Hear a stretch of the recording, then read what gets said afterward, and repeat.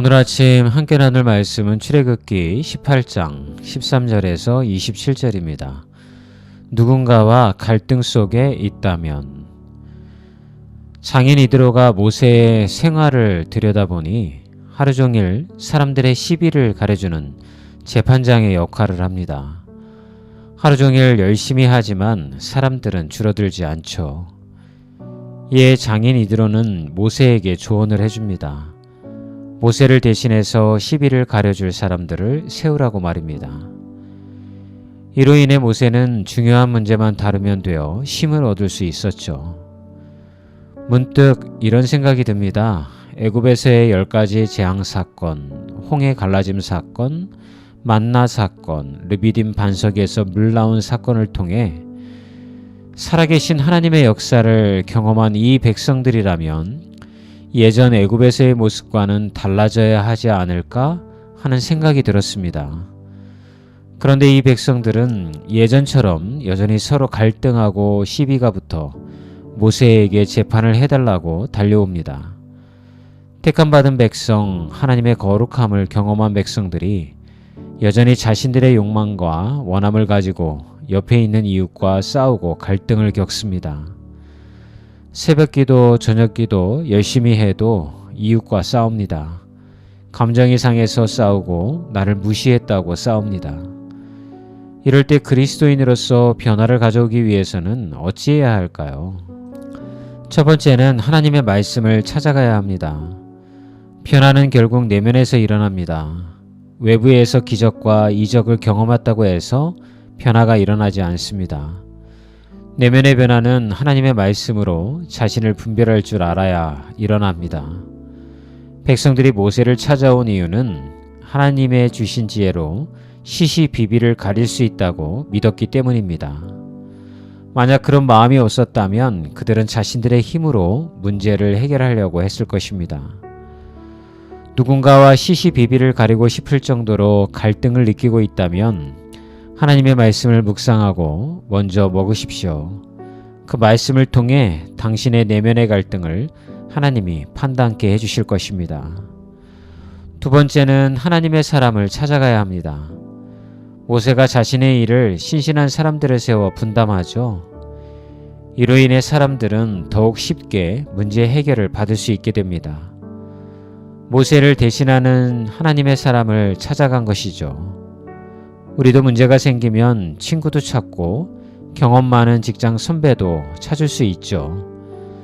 그렇지만 먼저 찾아가야 할 것은 하나님의 사람입니다. 교회의 목사님, 사역자들, 직분자들 누구라도 좋습니다. 고민을 나누고 같이 기도하는 시간이 필요합니다. 왜 그렇게 해야 할까요? 문제를 신앙의 눈으로 바라볼 수 있는 기회를 가져야 하기 때문입니다. 다른 사람들의 조언도 도움이 되겠지만 신앙의 눈으로 바라보지는 않습니다.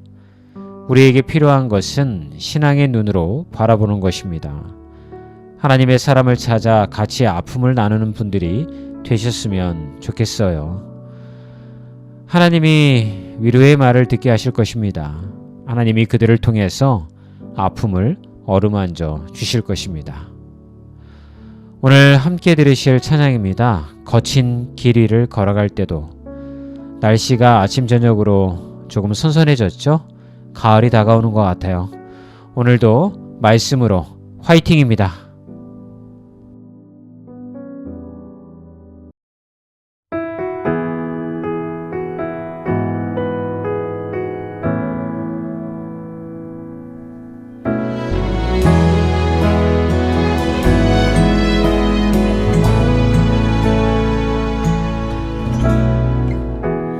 모든 것 아시는 주님, 나의 맘의 연약함 보시고 부족한 그 모습대로 주님 마음에 새겨주시네.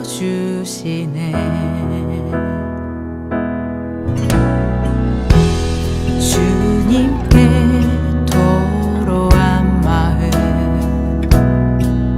하나하나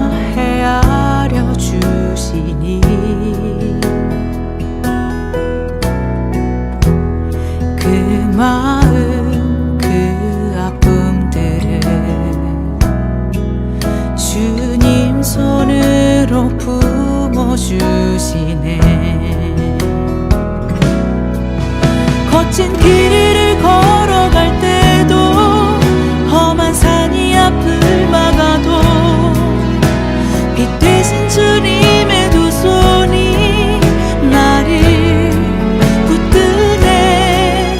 주의 마음이 닿은 내 삶에 저민 슬픔을 씻으시를 주님을 찬양, 주 이름을 찬양하네.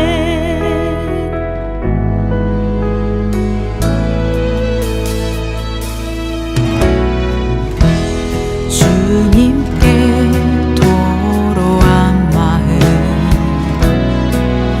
하나하나 헤아려 주시니 그 마음 그 아픔들을 주님 손으로 품어주시네. 거친 길 위를 걸어갈 때도 험한 산이 앞을 막아도 빛 되신 주님